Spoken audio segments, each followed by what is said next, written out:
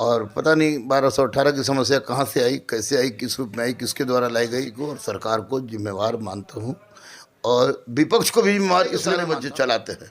तो गुरु रहमान भी गुरु रहमान उनके साथ रोड पर उतरने के लिए तैयार। मैं 14 मिनट तक पिटाते रह गया था कारगिल चौक पर और सारे लड़के भाग भाग गए। तेज जैसे दिखने वाले हर लोगों को उखाड़ फेंकने से देश स्वतंत्र होगा, भले वो भारतीय क्यों ना हो। नमस्कार, आदाब, सत श्री अकाल। लाइव नेशन 7 में आपका स्वागत है। मैं शादाब मलिक। अगर अभी तक आप लोगों ने हमारे चैनल को सब्सक्राइब नहीं किया है तो ज़रूर सब्सक्राइब कर लें। बिहार स्टाफ सिलेक्शन कमीशन यानी बिहार कर्मचारी चयन आयोग 2014 प्रथम इंटर स्तरीय जो परीक्षा है वो 2014 से खींचकर अब 2021 का अंत हो रहा है। नवंबर का महीना चल रहा है और अभी भी प्रक्रिया चल रही है। इस पर हम बात करेंगे। हमारे साथ मौजूद हैं गुरुकुल के गुरु रहमान। हम उनसे जानेंगे कि आखिर कब तक। सर, आपका स्वागत है लाइव नेशन 7 में। थैंक यू, बहुत बहुत थैंक यू। सर, ये जो बीएसएससी है, जो प्रक्रिया चल रही है, अभी भी आपको पता है कि नया रिज़ल्ट आया, उसके बाद मेंस का रिज़ल्ट आया। प्रथम नवंबर के पहले हफ्ते में काउंसलिंग कराने की बात खुद आयोग ने की थी। अब तो डेट निकाला गया है। अभी जो नया मेंस का रिज़ल्ट है उनके लिए जो टाइपिंग है और शारीरिक माप जांच है, तो क्या लग रहा है सर कि ये प्रक्रिया ऐसी क्यों खिंचा रही है? देखिए, प्रक्रिया ऐसे खिंचा नहीं रही है। प्रक्रिया ये लोग खींच रहे हैं जानबूझ के, क्योंकि 1218 की समस्या बहुत बड़ी एक समस्या इनके सामने आ गई और पता नहीं 1218 की समस्या कहाँ से आई, कैसे आई, किस रूप में आई, किसके द्वारा लाई गई, पहले वाले लोगों के द्वारा लाई गई, वर्तमान वाले लोगों के द्वारा लाई गई। इस बात पर कुछ भी कहना बेकार है, क्योंकि पत्थर पर सिर पीटने से ज़्यादा अच्छा है कि पत्थर को हटा देना चाहिए। मैं स्पष्ट रूप से इसके लिए बीएसएससी को और सरकार को जिम्मेवार मानता हूँ और विपक्ष को भी जिम्मेवार इसलिए मैं मानता हूँ कि विपक्ष का काम होता है कि वह अपने जनता जनार्दन की समस्याओं को सामने रखे। तो निश्चित रूप से 7.5 साल की बहाली है।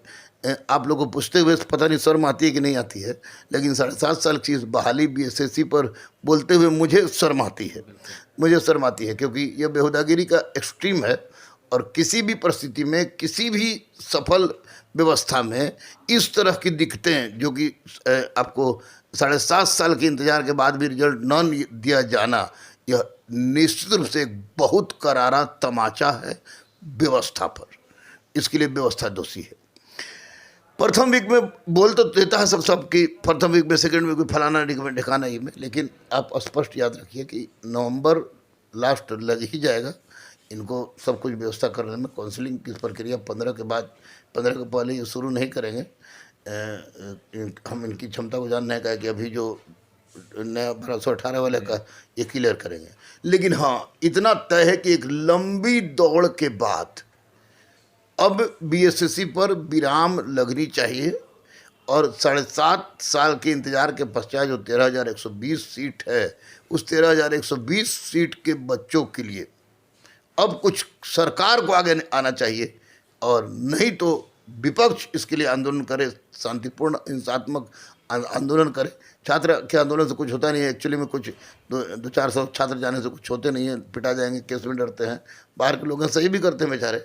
लेकिन अब विपक्ष को भी सामने आना चाहिए और सरकार को सामने आना चाहिए। मैं माननीय मुख्यमंत्री नीतीश कुमार से अनुरोध करता हूँ कि इस फिल्म का आप पटाक्षेप कीजिए। बहुत ही डरावना, अंधकारमय, बच्चों के भविष्य के साथ खेलने वाला फिल्म था, जिसमें बच्चों की गलती नहीं, सिस्टम की गलती थी। इसके पहले जितने चोर जेल गए उनकी गलती थी। सरकार में आप थे, अभी सरकार में आप हैं, इसलिए आप आगे आइए और बच्चों की समस्या का निराकरण कीजिए। प्रथम वीक में तो आप समझिएगा, ये दिसंबर तक मैंने बोला तो कुछ बच्चे बोले थे कि दिसंबर, बोले रहमान सर की बात सुन के आयोग का अध्यक्ष, आयोग का सचिव भी उसी के हिसाब से उसको डेट मिल जाता है, उसी के हिसाब से वो भी डेट रख देता है। तो कुछ बच्चे बोले तो नासमझ बेचारे, नासमझ भी मत कहिए, बेचारे प्रताड़ित हैं, इसलिए उनके मुँह से निकल जाता है।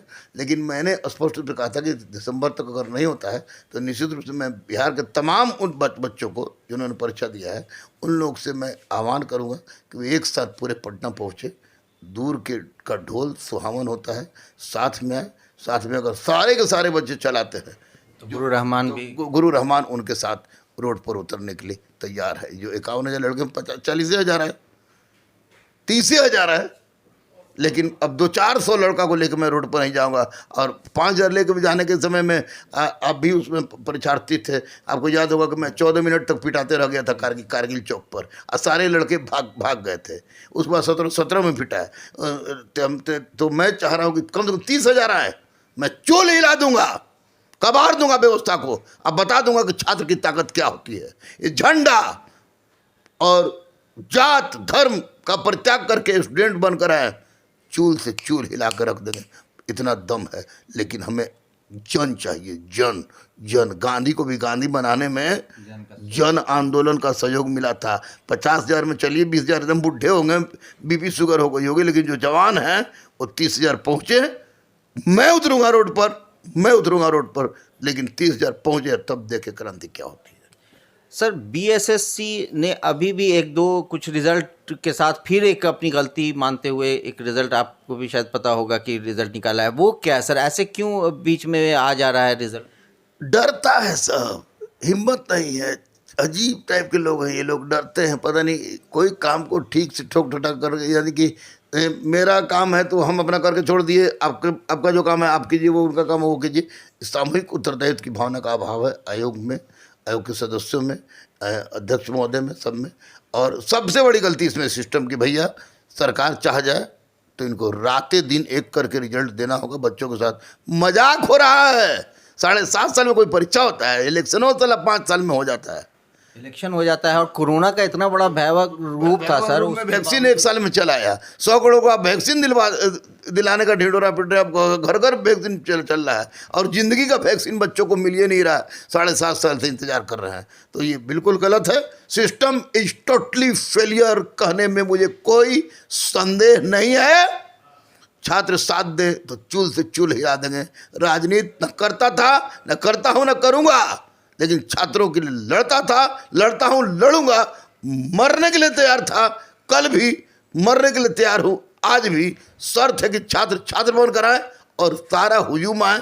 ये मत सोचे कि 500 चला गया तो जो हो गया, और एक दिन पेपर में आ जाने से, एक दिन लाठी से खा जाने से, और 7 दिन के लिए जेल चल जाने से कोई बहुत बड़ा परिवर्तन होगा, तो ऐसा परिवर्तन होने नहीं जा रहा है।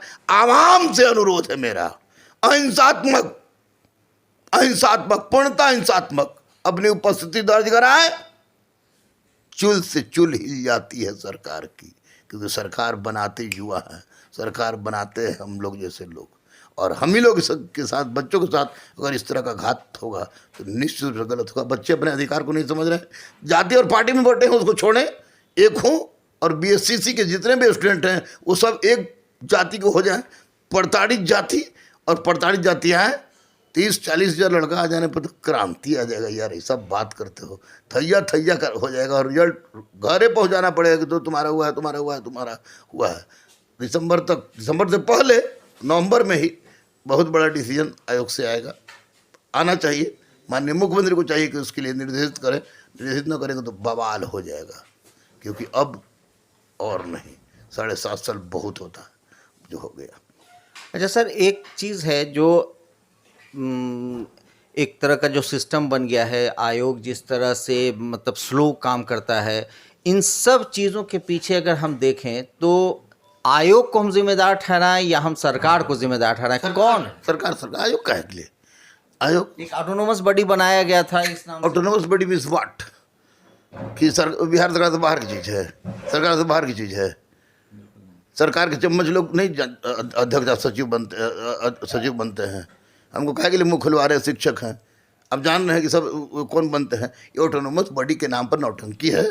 हमको तो भंग कर देना चाहिए, इनको बीएसएससी को भंग कर देना चाहिए। एकदम ये कछुआ से भी छोटे धीरे चाल चल रहे हैं। इनको अपनी सैलरी से मतलब है, भविष्य से मतलब, बच्चों के भविष्य से मतलब नहीं है।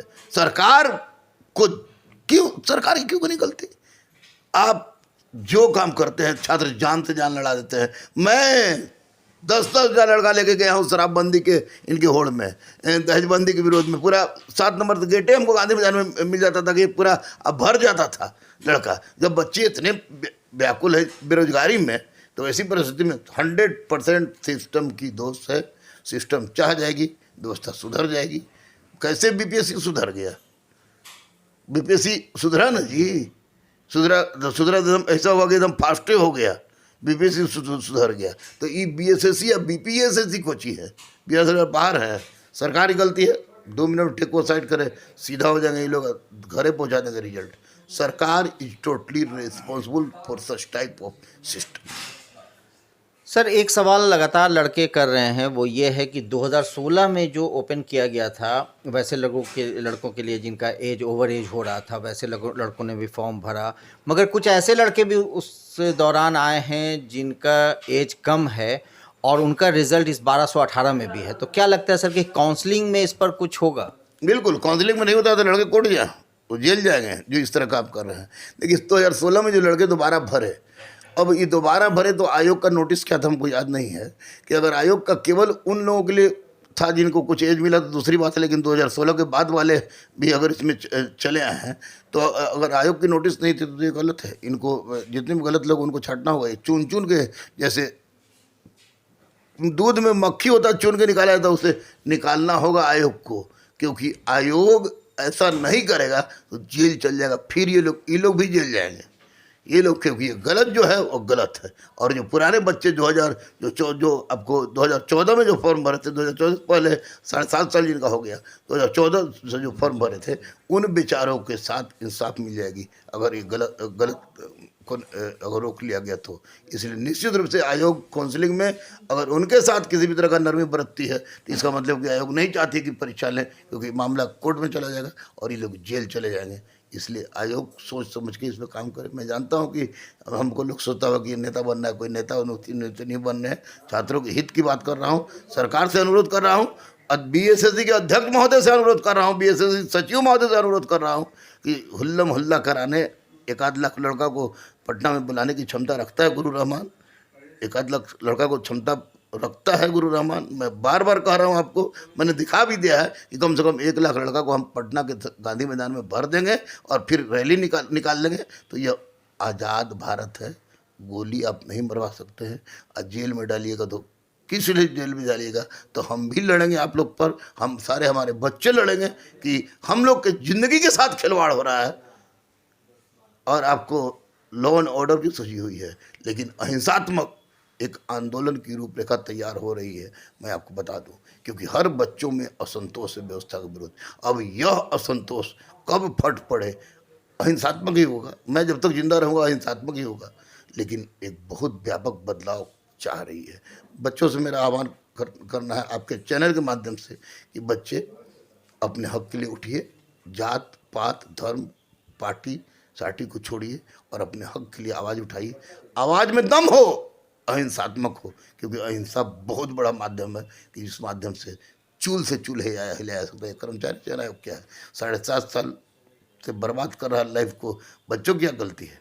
आप लोग यूट्यूब पर कुछ पूछते हैं, बुलवाते हैं तो आप लोग कहते हैं कि कुछ यूट्यूबरों की गलती से, कुछ लोगों की गलती, उन पर केस का सख्त कानूनी कार्रवाई की जाएगी। अरे जो आवाज़ उठा रहा है कि कैट माने बिल्ली होता है, भिज के मर रहा है, उस पर कानूनी कार्रवाई की जाएगी। और आप 7.5 साल से बच्चों का ज़िंदगी बर्बाद करें, आपसे चुम्मा लिया जाए ना। लड़के अगर पागल हो जाए ना, लड़ने के लिए तैयार हो जाए ना, तो माफ़ी मांगना पड़ेगा पैरवा पकड़ के।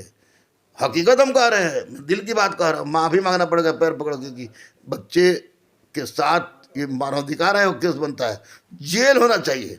पूरी सिस्टम को एकदम, जो भी इससे जुटा हुआ है यहाँ से लेकर एकदम जहाँ तक सबको जेल होना चाहिए कि 7.5 साल तक आपने न किसी को जिंदा में रखा है न मुर्दा में रखा है, बिल्कुल निरीह छोड़ दिया है। जिसके घर में रोटी नहीं है उसको आप निरीह छोड़ दिया है, मानवाधिकार है उनके तहत उन पर केस होना चाहिए।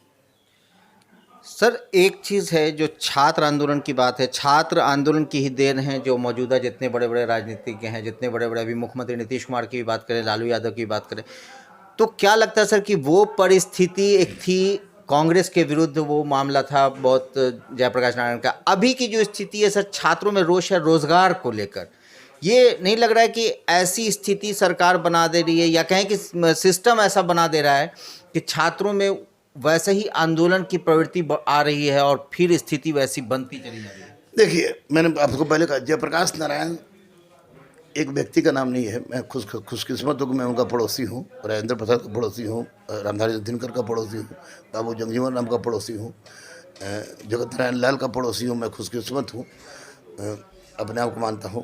तो Jayaprakash Narayan is not name of person. Jayaprakash Narayan एक विचारधारा थे। उन्होंने संपूर्ण क्रांति का नारा दिया, तो उस नारा के पीछे जरूर कोई ना कोई रहस्य था। भगत सिंह के पकड़ में आप चंद्रशेखर आज़ाद के बगल में पिस्टल देख लीजिएगा, लेकिन भगत सिंह के पकड़ में कलम देखिएगा तो कलम इंडिकेशन था विचारधारा का। भगत सिंह भी कहते थे कि देश को उस समय तक आज़ाद नहीं माना जाए जब तक, केवल अंग्रेजों को उखाड़ फेंकने से देश आज़ाद नहीं माना जाएगा, अपितु अंग्रेज जैसे दिखने वाले हर लोगों को उखाड़ फेंकने से देश स्वतंत्र होगा, भले वो भारतीय क्यों ना हो। तो जयप्रकाश नारायण ने व्यवस्था में विद्यमान जो आंदोलन किया वो संपूर्ण क्रांति के नाम से जाना गया। सफल इसलिए नहीं हुआ कि पार्टी के विरुद्ध था, पार्टी के विरुद्ध था और डायरेक्ट छात्रों के हित पर आघात नहीं पहुंचा रहा था। 65% आबादी युवाओं की है। तो अब महंगाई बढ़ी रही है। मैं किसी पार्टी का समर्थक नहीं हूं, ना किसी का विरोधियों में, विपक्षों को उतने दोषी मानता हूं क्योंकि घर में सुता हुआ है, और पक्ष को भी उतना ही दोषी मानता हूं। यहाँ छात्र के साथ अत्याचार हो रहा है, छात्रों में असंतोष है भयावह। इस पर सरकार को ज़रूर ध्यान देना चाहिए। सरकार नहीं देगी तो मैं आपको बता दूं कि इतनी बड़ी आंदोलन होगी कि अब का आंदोलन सच में संपूर्ण क्रांति होगा और सफल भी होगा। और इस आंदोलन में मैं कूदूंगा, गोली चले, बम चले, मार दिया जाए, मेरे छात्र लाखों छात्र अहिंसात्मक आंदोलन करके केवल अपने हक की मांग हम लोग बोलेंगे और व्यवस्था में जो करप्शन है उसको दूर करने की आवाज़ उठाएंगे, निश्चित रूप से सफल होगा और महाआंदोलन होगा, संपूर्ण क्रांति होगी। ऐसा सीन बन रहा है, बच्चों में जबरदस्त असंतोष है। बच्चों को अब जाति पार्टी, बैकवर्ड फॉरवर्ड, हिंदू मुस्लिम, मंदिर मस्जिद, गाय घोड़ा से मतलब नहीं रह गया है। इनको रोजगार चाहिए और रोजगार के लिए इनके मन में आक्रोश बढ़ रहा है। निसंदेह एक परिवर्तन की धार जो बही है एक क्रांति का रूप लेकर सामने आएगी, और भले ही किस रूप में हो हम नहीं जानते हैं। मैं तो बार बार हाथ जोड़कर कहूँगा अहिंसात्मक, क्योंकि गांधी से बड़ा कोई नहीं है। अहिंसात्मक कर दे, केवल छात्र आ जाए ना, 10 लाख 5 लाख छात्र पटना में आ जाए ना, 1 लाख हम बुला लेंगे, 9 लाख बाकी आ जाए, 9 लाख बाकी आ जाए, 1 लाख हम बुला लेंगे कभी भी, बाकी 9 लाख आ जाए। 10 लाख छात्र पटना में आने का मतलब समझ रहे हैं? सरकार हिल जाएगी, हिल नहीं की जाएगी, कबर जाएगी। बहुत बहुत धन्यवाद सर।